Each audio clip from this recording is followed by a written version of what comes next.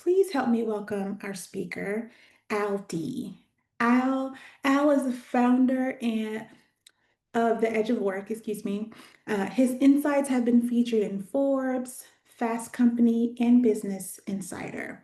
Al, we are so happy to have you, and this session is all yours. Wonderful. Casey, thank you so much. And thank you everyone for joining today. Good morning, good afternoon, good evening. My name is Al D. I'm the founder of The Edge of Work, which is a talent and leadership development consulting firm. The privilege of partnering with many organizations on delivering against their talent and business leadership goals. Um, I'm a coach, a facilitator, a keynote speaker, and I have been working at the intersection of business, organizational, and individual change for pretty much the majority of my professional career.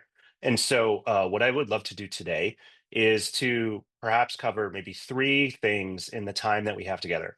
So, first and foremost, I want to talk a little bit about what I have seen and observed in the state of the workplace today, based off the work that I'm doing, the conversations that I'm having, things like that. The second thing I want to do is to provide some principles and ideas for thinking about how we can lead through change. Many of us here today are responsible in some kind of capacity for leading change, either in the context of initiatives, programs, processes, opportunities that we are ourselves leading, or in some cases, equipping leaders to be able to do this, and in other cases, doing a little bit of both. And so, what I want to offer are a couple principles to kind of keep in mind as you think about how you are able to lead through change and also lead change for that matter. And then we'll wrap up and do Q&A. As Casey said, feel free to ask questions throughout the course of this session.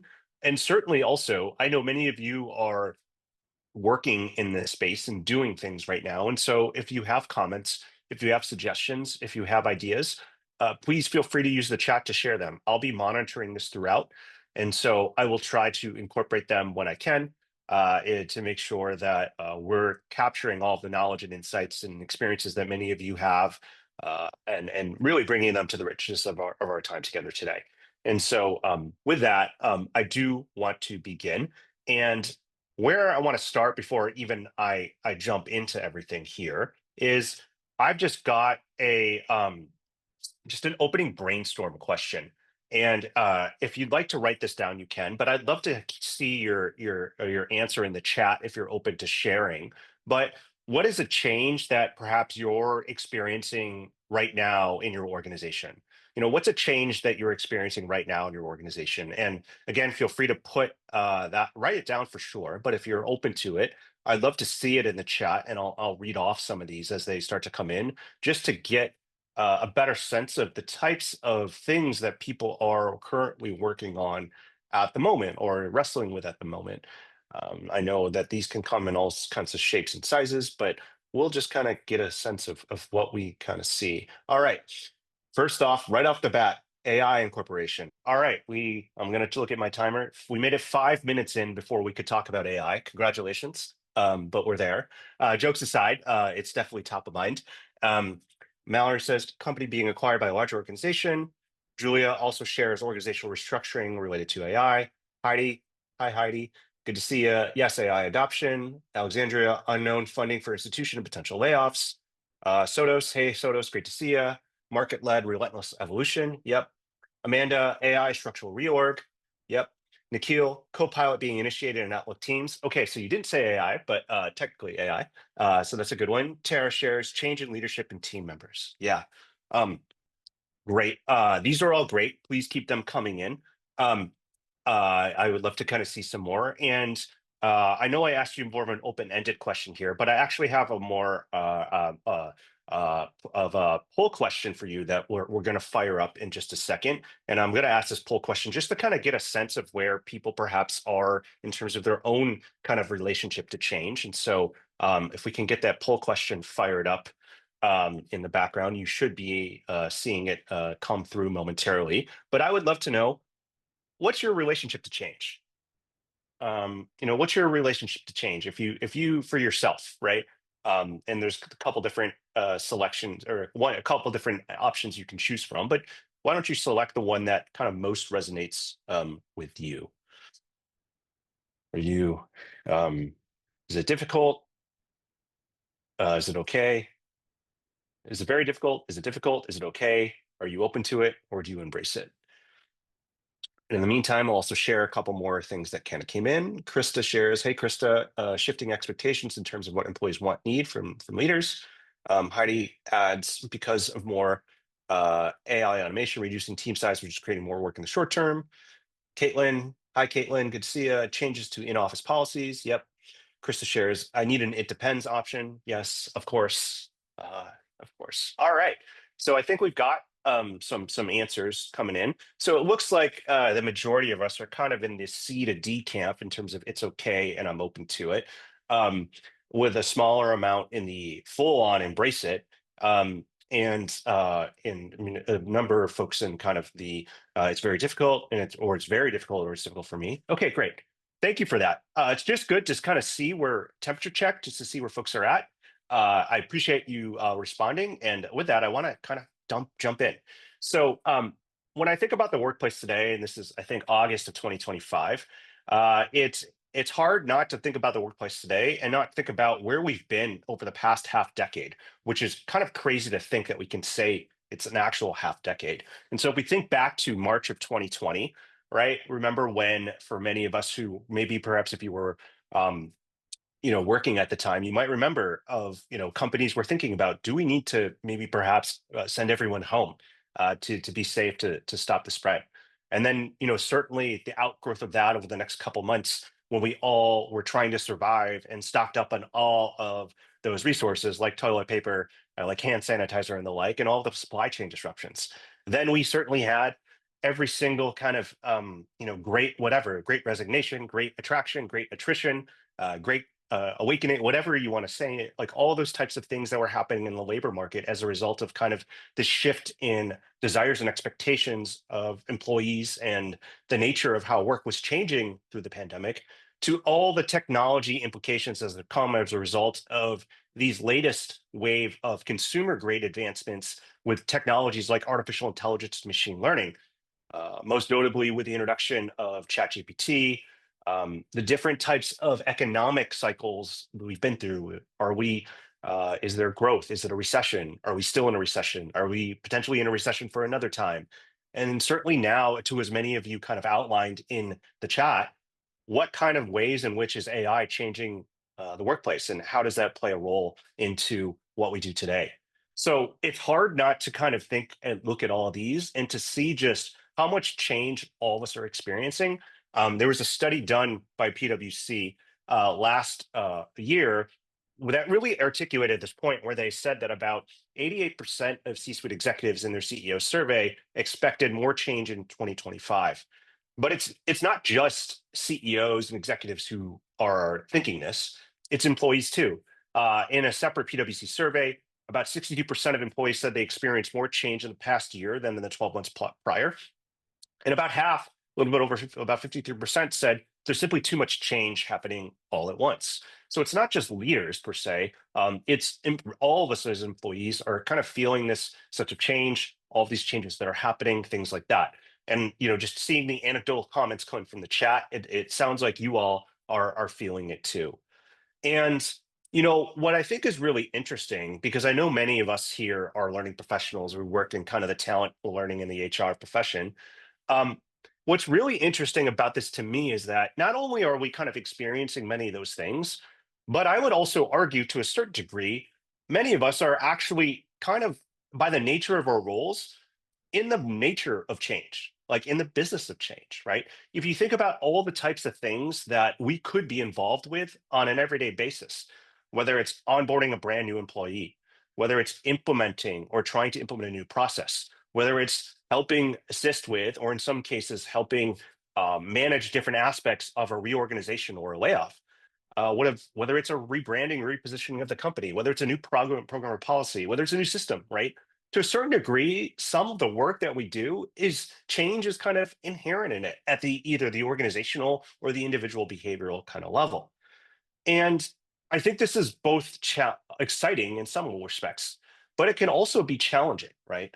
Because if I look at all the things that are on this slide, but I also consider many of the things that I showed you before about the types of changes that are happening in the workplace, we don't always necessarily get to control all of these things, right? We don't always get to control whether or not we're going to have a reorg or if there's going to be a layoff. We don't necessarily always get to solely control whether or not our company is going to change the RTO policy. We may have a role in it, but we may not always control it. We may not always get to control this decision to really go all in on AI and make it sure that we drive adoption of it in an organization.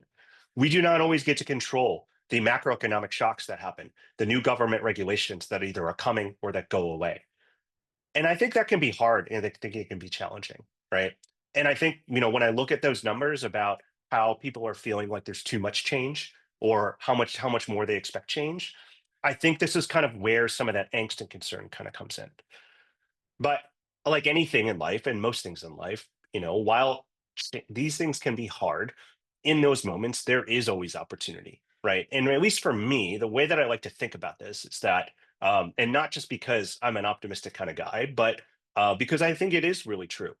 While we cannot always control change or choose it, um, we do have some choice over how we want to respond to it, right? We do have some choice and agency over, regardless of what change is happening, how we want to kind of process it and show up with it, how we want to take action and move forward, and how we want to inspire or not others to kind of come on the journey with us. And so, what I want to offer to all of those here in a couple minutes are some principles to think about in terms of, if you are trying to lead through change, whether or not you chose this change or not, what are those things that you might be able to rely on so that you yourself can be in a good spot to lead this change, but also that other people are going to want to go on the journey with you to kind of navigate through this together? Because again, in some cases, you or these other people, you may not get a choice over whether or not you're supposed to do this or not, but you do have the choice in terms of how you want to choose to respond. And so I do want to walk through kind of a couple of those principles, show them what I mean by them, and try to give you ways in which you can bring these to life in your role. But before I do that, I got a couple other poll questions that I want to kind of walk through just to kind of, again, level set where people are. And I will have you answer these poll questions. But if, again, with these questions, if you have any other color commentary that doesn't fit in your Zoom selection of the answer, please feel free to put your comments in the chat. And so I want to fire up the next poll question if we can, which is just to get a better sense of how much change you think you're experiencing right now. So, on a scale, this is basically a scale of 1 to 5. How much change are you experiencing right now? Is it very little, which is basically a 1? Is it overwhelming, which is basically a 5? And again, if your response or thoughts on this doesn't fit in just the poll quiz selection, feel free to put any comments in the chat, and I can make sure I try to read them off and kind of see what else is kind of going on.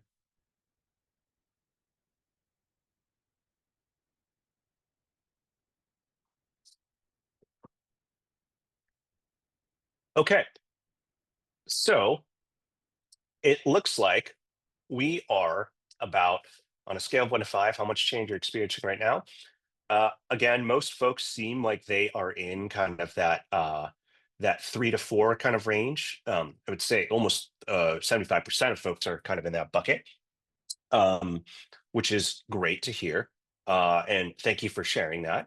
And I think I have maybe one more poll question before I jump in. So if we could fire up that next poll question, just to get a better sense of what's going on right now. It should be coming in any moment. And this is about with respect to your organization. How would you rate your organization's ability to navigate change effectively? Right? Are you struggling? It's chaotic, reactive, and poorly managed.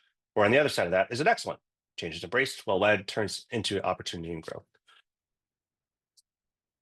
I'll give you a few seconds to answer that. And then just seeing in the comment, in the chat, Amanda shares significant amount of change, but a lot of resistance across the organization to manage it as well. Yes. Thank you, Amanda. Yeah, I do not think you are alone in that sentiment, but I appreciate you sharing it. All right.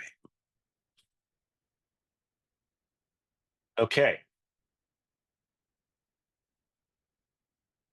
Okay. So I'm looking at the responses. About 15% said struggling. About 35% said needs improvement. Uh, about 35% said adequate, and then a couple folks in the excellent space. The excellent folks, congratulations on working at a wonderful company. If there's anything you can share about what's working at any point, feel free to put it in the chat. I am sure there are people on this webinar that would love to hear from you.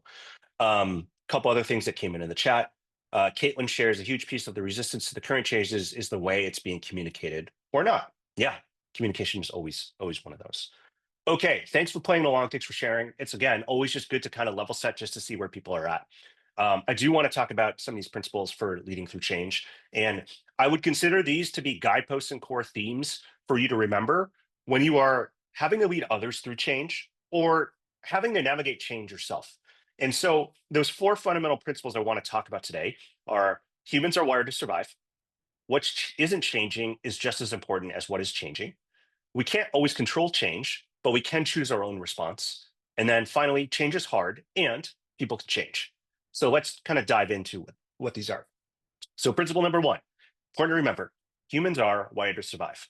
Um, I think this is something intuitively many of us know, particularly those of us who maybe work in the learning profession because of either what we studied in school or what we've kind of known and kind of grown up with and through kind of studying some of the principles just around change and what happens. But the reason why I think you and I are here today is because many hundreds of thousands of years ago, our ancestors at a very different time with very different things were able to survive. And the reason why they were able to survive is because our desire for stability and predictability is what enables us to survive. Back hundreds of thousands of years ago, when a person was walking in the savannah and all of a sudden they saw a lion coming running, what did they do? They ran to safety, right? Why? Because they wanted to survive and they wanted to be safe. And that desire for stability and predictability that kept them safe from the lion or the tiger or whatever it is, that is what enabled them to eventually thrive, survive, and evolve. And again, that's why you and I are here today. Our brain's drive to ensure that it can, in fact, survive favors uh, this safety and predictability, which oftentimes can lead towards initial resistance or skepticism towards change.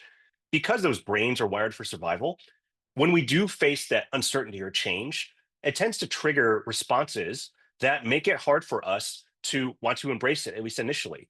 And that response really is designed to detect and avoid potential threats. Even though we're no longer having to run away from lions, on the surface, sometimes, metaphorically speaking, that new change that's being communicated often maybe feels like it's threatening our survival instincts, very much how like that individual trying to run away from the lion hundreds of thousands of years ago felt threatened for why they chose to run. And so, at a very simple level, in terms of how this kind of works, um, change is hard because we're wired for that certainty. So, what happens when we encounter kind of a change? Let's just use the example of something being communicated. That uncertainty leads to kind of that threat response, right? So, that change is announced. All of a sudden, that uncertainty triggers a threat response in our brain. The threat response causes some anxiety or fear.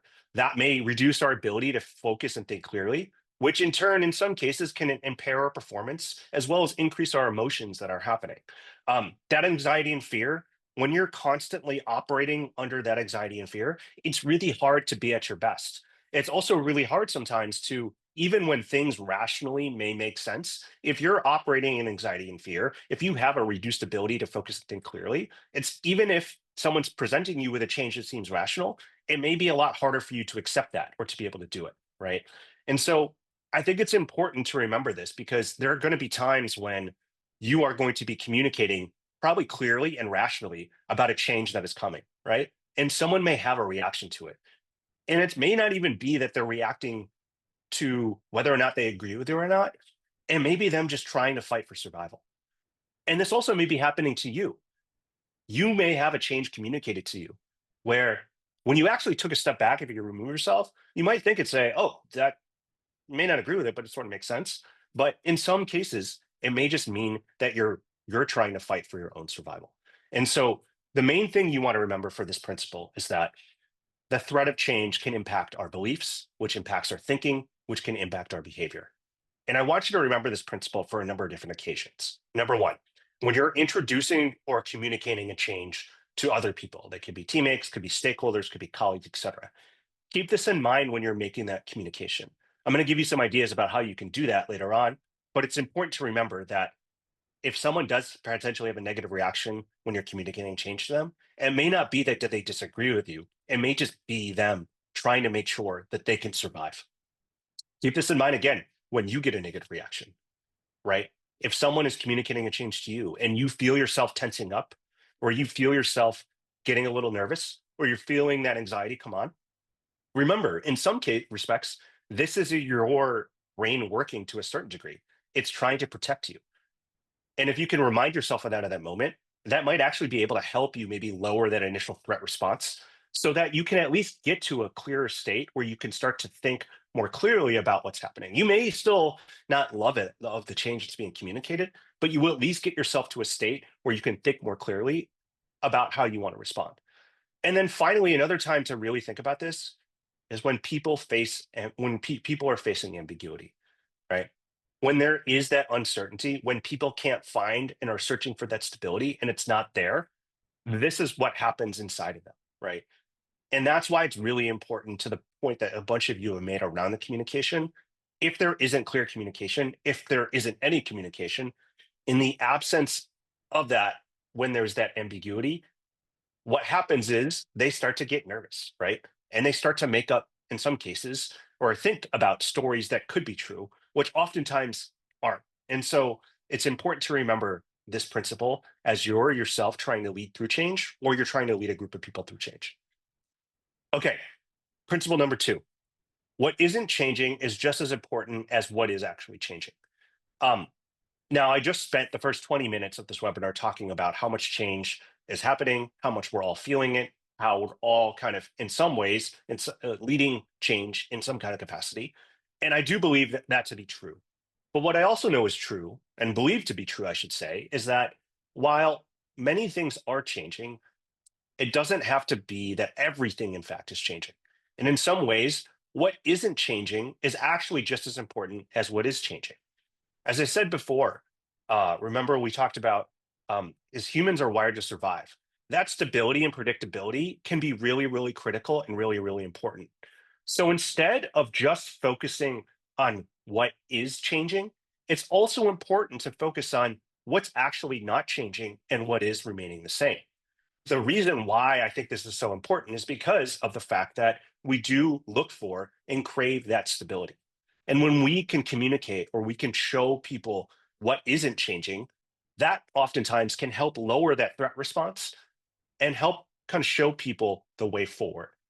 So instead of just focusing on what's changing, you can also focus on trying to provide clarity, trying to provide routines or habits or things that happen repeatedly. Again, trying to introduce kind of that predictability and that routine so that people can, again, feel confident about what's happening. Even just something as simple as trying to remind people about what is staying the same. That can often be something that can really help. And then what you want to watch out for, of course, are change for the sake of change, right? I've often seen this happen in organizations that I work with, as well as I know it happened in my own experience, where we kind of get into these cycles of change where we just accept that, like, change that we just accept that because everything is changing, we have to change everything, and we throw a next one on another one on another one. When sometimes having that stability is probably more important. Um, Constant change cycles. This is what often breeds things like change fatigue, where even when you introduce change, even when you structure it in the right way, even when you communicate it, if people are so exhausted from it, they're never going to be able to kind of actualize on it. So again, being able to focus on what's staying the same and what isn't changing is just as important as highlighting what is. And so the main thing here that you want to remember, when everything is feeling like it's changing or uncertain, remind yourself or others of what's staying the same. And you can kind of introduce this when you kind of remember this and introduce this when you're actually introducing or communicating a change to others. I've seen this and I've done this in a number of different capacities, but it could be as simple as, let's just say you're having to announce a change via email, of literally just putting at the top what's staying the same, right? It can be as simple as that, right? And in many cases, that can often help, at least as a guiding principle, again, to lower that threat response, to introduce routine or predictability, to help people find that stability that they need some of to keep moving forward. It's also important to kind of think about during ambiguous or uncertain times, right? There's a certain amount of ambiguity that I think we all have acknowledged that if we want to continue operating, we're just going to have to learn to accept. And even when things are ambiguous, you can still try to provide stability when you can, which gets to the last piece. It's important to remember this when you don't have all the answers, particularly for others. Sometimes being able to just name out loud of, hey, here is what we don't know that we're looking to find out, and I will try to keep you informed in how we find answers to these. That in and of itself is providing a little bit of stability. It may not, you still have to follow up on that, but that's better than leaving that up for people to interpret on their own. And so, again, you can't always provide clarity and when things are ambiguous or uncertain, but you can provide clarity on what you do know, what you don't know, what isn't changing and what is changing, and how you're going to respond. Okay, principle three, we can't control change, but we can choose how we want to respond, right? This is all about this idea of we know that we have agency and choice for how we want to be able to respond to change if we don't control it ourselves, right? And I go back to a quote from the famous writer and psychologist Viktor Frankl, who once said, "Between stimulus and response, there is space, and in that space is our power to choose our response, and in our response, that lies our growth and freedom." Right? And I think this is important to remember because, again, there is a certain amount of things in the work that we do today that truly are out of our control. And while we can choose to worry about them if we want, and inevitably, because I think we're human, we ultimately will, worrying about them so much that we don't do anything else probably isn't going to be helpful in terms of trying to move forward from it. But what we can know and what we do know is that when we can lean into things like our autonomy, like having choice, like having agency, that gives us both intrinsic motivation as well as the creativity to figure out how we actually do want to move forward. Either because we want to do this for ourselves, for our own self preservation, or either because we have to do this for others to inspire and guide others to come on this journey with us. Right. And so between that stimulus and response is that space. And in that space, there is that choice about how we want to choose how we want to move forward. Again, this doesn't change the fact that sometimes those changes are really challenging or are really difficult, or heaven forbid, objectively, they may even suck. But what it does mean is that we can be thoughtful about this, and we can take choices. We can have the chance to make choices about how we can do this. Okay, we don't always get to choose the change, but we can control how we respond to it. That's the main thing I want you to remember. And I want you to consider this one. A change is made that you didn't decide. If a colleague or client has an immediate reaction to change or uncertainty, or when you feel frustrated or helpless as a result of this change, right? I'm not trying to tell you you always need to be cheerful about change. That's the wrong lesson to learn from this. But what I am saying is that in those moments, even when things do feel hard, it's important to remember that the place that where we do have choice is in terms of how we want to respond. Okay, principle number four: change can be hard, and people can change. Um, this kind of goes back to this idea about principle number one, which is humans are wired to survive. The reason why I know that we can change is because you and I are here today, right? Because our ancestors have evolved, they've weathered change, they've made change over time. And so I think this is an important principle to remember because when we understand that while change can be hard, that we have the capacity to change, it allows us to kind of lean in to those principles to create the changes that we want to see for ourselves. Um, there's a concept in neuroscience called neuroplasticity, which kind of shows us that our brains are not fixed. We're constantly able to form new connections, to develop new patterns, and build new habits throughout our lives. And the reason why I know this is true, and for myself, is if I look back to myself and I look at myself from 5 years ago, or 10 years ago, or 20 years ago, I know that I'm not the same exact person as I am today. With intentional practice, support, repetition, and creative new ways, we can adopt and evolve. This is part of why humans are a resilient species. Um, and I don't need to just rely on research alone to do this. I'm sure you've kind of faced this in your own life and capacity, right? And so, the same reason that makes change hard, the fact that humans are wired to survive, is what also makes it possible, right? So change can be hard and people can change. Um, So the main thing here is that, yeah, we can accept the fact that change can be challenging, but we can also accept the fact that like we can in fact change. And I think this is important, particularly for any of you who are experiencing really challenging moments right now. And you're wondering if you have what it takes to navigate or lead this change. If other people, whether they're employees, whether they're clients, whether they're colleagues, are uncertain if they're capable of adapting to a change, or if you're in the middle of the change process of some kind and you're wondering, why isn't the change going faster? Right? It can and will, but sometimes these things do in fact take time. Okay, so those were the four principles that I wanted to share just as a kind of a foundation and guidepost to think about as you're leading through change or trying to architect change of some kind. They are: humans are wired to survive. What isn't changing is as important as what is changing. Number three is we can't always choose change, but we can choose how to respond. And then finally, change is hard and people can change. So with that and those four kind of principles of change, I do want to do another poll question real quick that we'll fire up. And I would just kind of, love to hear from folks out there, which of these kind of really resonated with you.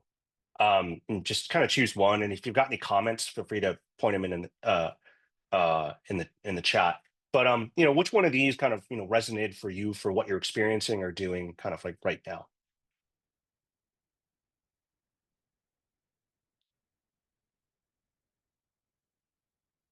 Give it a few more seconds, let folks kind of chime in.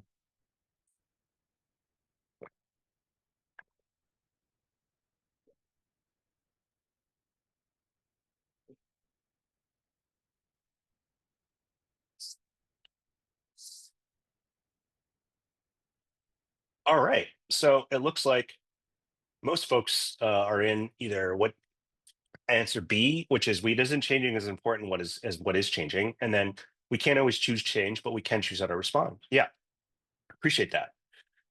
Great. Well, thank you for sharing. And again, if you've got any comments, feel free to put them in the chat. Um, I'll definitely read those off. Um,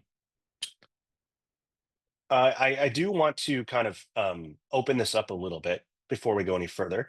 Um, I'd love to know for you, and if you want to write this down and kind of just think about this for a second, what's one lesson you've learned about leading through change from your work as a learning professional? And if you're open to kind of sharing what you end up writing down in the chat, it'd be great to kind of hear what other people kind of have done or have kind of gained or are experiencing, just to kind of get the conversation going about, what are people kind of doing or what have they gained from being able to do this. Um, but yeah, I'd love to know just from other folks out there, kind of, where they kind of sit with this question or what they've kind of learned from their own work around change.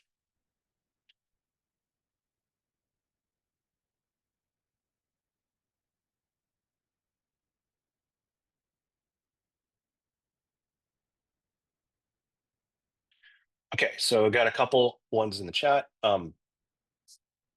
So Jay share or Alexandra shares leading by example. Yeah, I think that's really, really important. I talk about like all the time this like concept of like you got to model the behaviors that you want to see, and you got to go first, right? And so one way to kind of do that is to lead by example in terms of like actually act into the change that you want to see so that others can follow you. This helps a lot if you are a leader because people always, again, are trying to survive. So, therefore, if they see a leader do something that gets celebrated, they might follow you as well. Jay shares know the business. Yep, very, very important. Tara shares you can never communicate too much. If the information is confidential, share it. Yeah. It's kind of one of those things, right? You may think you've said it too much and you may be getting tired of it, but it may not be enough for other people. There's a quote a manager I used to have that I worked out a lot with change projects with who used to say, like, you got to say it 7 times. Um, and that might even be a little bit selling it a little bit short. But yeah, Ashley shares consider everyone who may be affected. Yeah, great point. Particularly when you're trying to really scope out the impact of change, really being thoughtful and understanding kind of the true kind of impact. It's a great one. um Mallory shares don't be afraid to be vulnerable and ask questions. Yeah, I think that's really important. And maybe as an extension of that, if you can kind of create a space for people to be able to ask those questions, I think you're going to find really important insights on the other side of that. Um, Sydney shares Simple and straightforward is appreciated. We are all adults here. Sydney, great to see you. Yeah, it's a really good point. Um, Amanda shares how you process change can be contagious. People are watching and following both the positive and not so great reactions. Yeah. Yeah. This is the really, this is, particularly for leaders, I think this is a really critical one. I think I think it's important to remember on one hand, I do think people process change differently, right? One change that could be announced, there could be some people who love it and other people who hate, who maybe don't love it. And in addition to that, I do think, again, if you're in a leadership role, people are going to look to you. Whether you realize it or not. And so just being mindful of that is really important. Asa shares, ground yourself in the change before you try to ground others in it. Yeah, I love this. Uh, a lot of times during these, when I do these kinds of talks in front of larger audiences and keynotes in person, one of the first things I usually start with is this kind of, if you've flown on an airplane, when the flight attendant or the pilot will say, put on your oxygen mask first before assisting other people. Um, if you've got a lead change, you got to check in with yourself first, right? To see where you are with it, to ground yourself with it. Because if you have to lead others through it, but you haven't done that work for yourself, I think it's going to show, and maybe not in a positive way.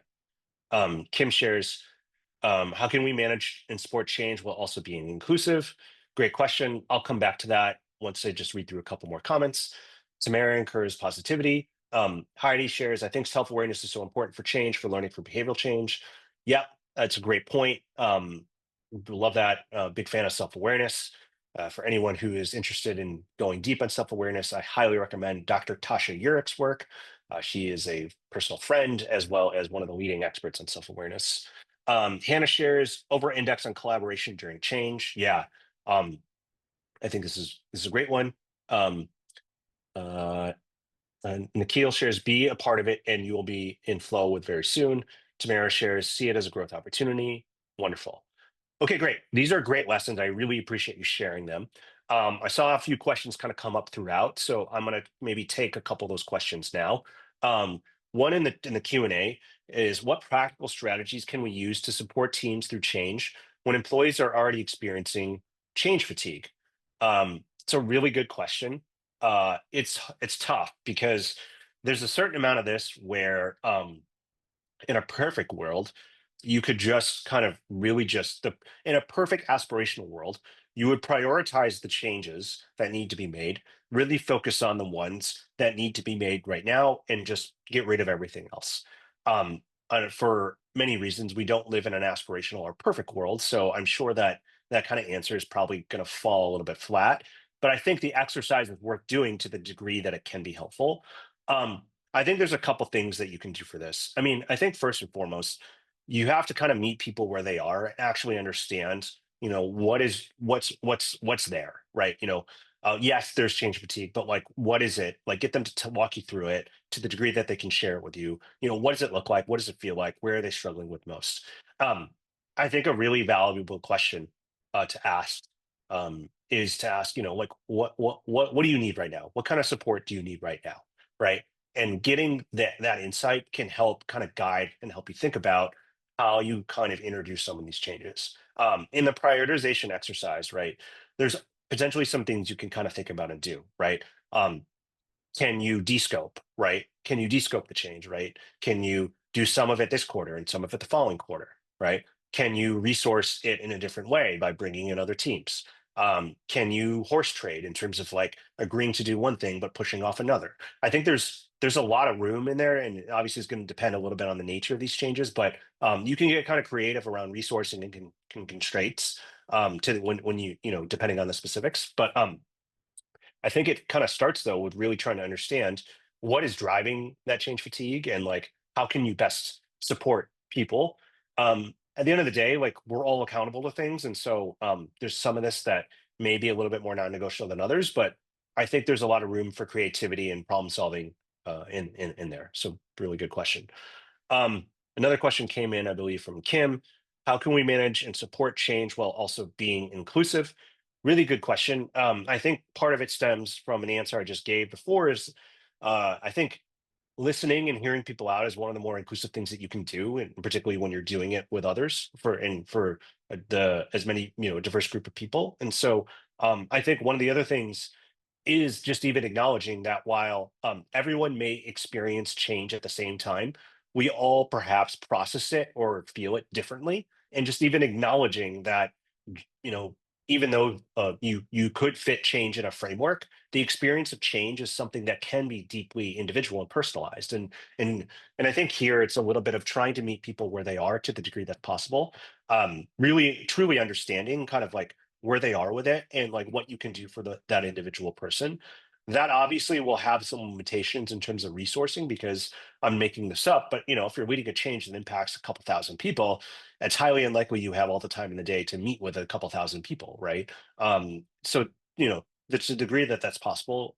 It's important to keep that in mind, obviously, but I think the point still stands.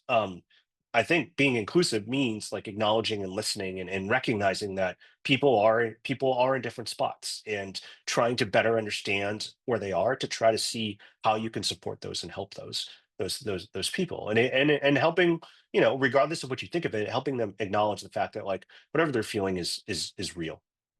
So it's a really really good question.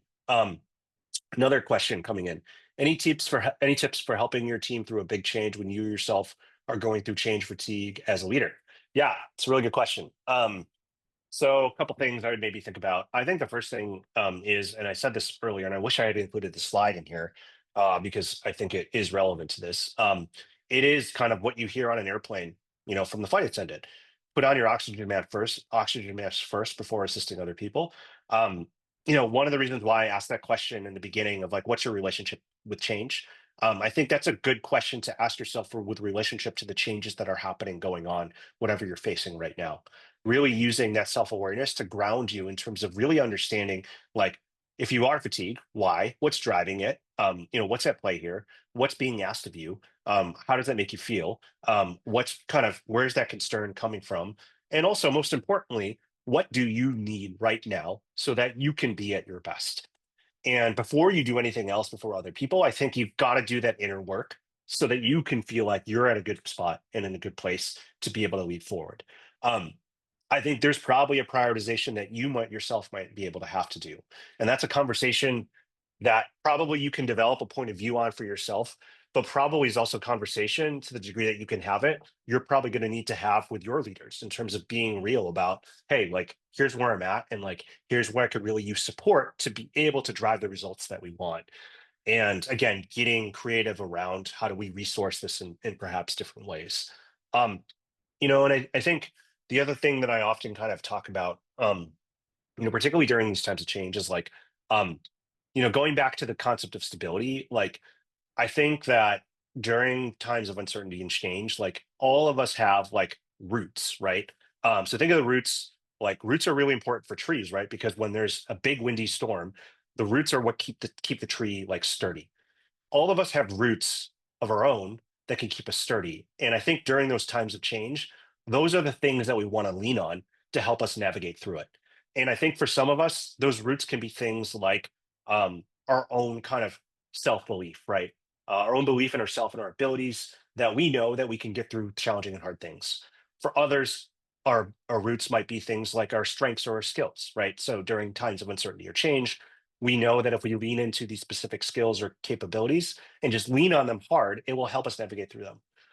Others, and during these like times, our roots might be connection, right? In terms of the relationships that we have. I like to joke that misery loves company. I'm not the only one to make that joke, but I like that joke. But during those times of change, we can lean into the connection we have with others to be able to navigate through. And the last one might just be like your own aspirations, right? Some of you may have like a bigger mission or goal that you're working towards, and reminding yourself of what that is when you're going through these tough times. Maybe that's the thing you need to go in. But we all have different roots, and we can lean into those roots when things kind of get uncertain. And so that might be helpful.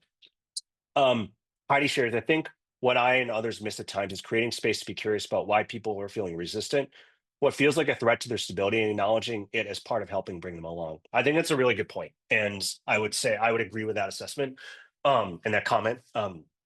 Uh, a leader once said to me that people only see from their seat, right? And I think that's true. We have to, if we want to really help people change, we got to really get to the root of where they are with it and try to understand. And in some cases, they may not on the surface understand, right? They may have some initial thoughts or feelings, but having that conversation and like Heidi said, being curious and helping them be curious about it, you might be able to get to a better state of insights that can guide how you want to help them. And at a very minimum, I think if you take the time to really show genuine interest, they may not agree with it, but they'll respect and appreciate that you kind of will try to go on the journey with them for it. So Heidi, I think that's a really, really good point. Um, any other questions or comments or things before we kind of start to wrap up here?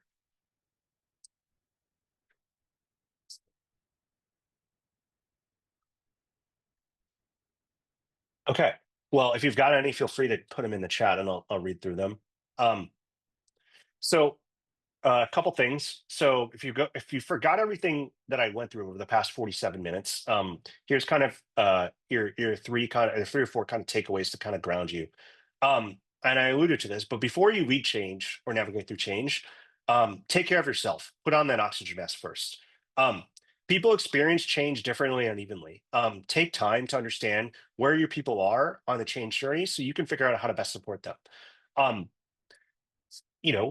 clarity matters, right? Really having that clarity and stability really matters. So being able to understand how you can kind of make things more clear, how you can kind of focus on what's staying the same versus just focusing on what's changing, I think can be really valuable. And then last but not least, this really is a journey, right? It doesn't rarely ever happens overnight. And at various points, you're going to need to lean into the different tools and principles around change. And so if it doesn't work right away, just be patient with it.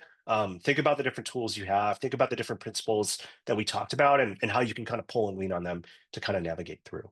Um, so that kind of wraps up kind of what I had to cover, for today. I really appreciate you kind of all being here. Looks like we got one more question coming from Kim. How do you lead and manage change with the various generational gaps? Uh, Great question. Short answer, I think, is curiosity. Um, uh, you know, I think that I think all people are different and experience change differently, and that is true regardless of their age, their tenure, where they're coming from, their background, et cetera. And the best way to kind of think about how to do this is to kind of see them, try to see from their seat and where they are in their context. With respect to generations, I always have to be careful around how I answer this because it's hard to put. I don't like putting generations in a box, and certainly not all members of a generation are a monolith. But if we just look at this more from a lens around, you know, certain people of a certain generation sometimes have more experience than others by the nature of their age. I think it's important to kind of think about, let's take, for example, if you have Gen Z workers, more likely than not, they are going to be at a younger age. And in some cases, let's say this is an org change. They may have never gone through an org change before because they have not been nearly working as long as perhaps people from older generations. In some ways, that actually might be a positive thing because they won't have all the baggage that comes with going through an org change. On the flip side of that, they may not have as much awareness of what happens during an org change for the very reason of just not having that experience, right? On the flip side of that, people who are perhaps you could argue, who are more experienced, not necessarily by their generation, but just from being older and have worked longer, because they have seen org changes before, they do have the benefit of having that experience and perhaps maybe can rely upon what they've done in the past to know that they could do it again. And maybe they didn't have the best experiences with it. So that may cloud or bias their judgment, right? So, I mean, it kind of cuts both ways, but I think what you ultimately want, again, I think is to kind of get curious about their perspective, their past experiences, what shaped them, right? As a result of perhaps their background and trying to understand that, um, more so than, perhaps looking solely about like the generation like itself. I think that would be how I would maybe think about it. But good question. Great. Well, that wraps up all the stuff I had today. I want to thank you for attending and for being a part of this. I'm going to turn it back over to Casey to cover anything else, but I appreciate you spending time. I appreciate you participating and sharing your thoughts and perspective on this topic. And yeah, thank you so much.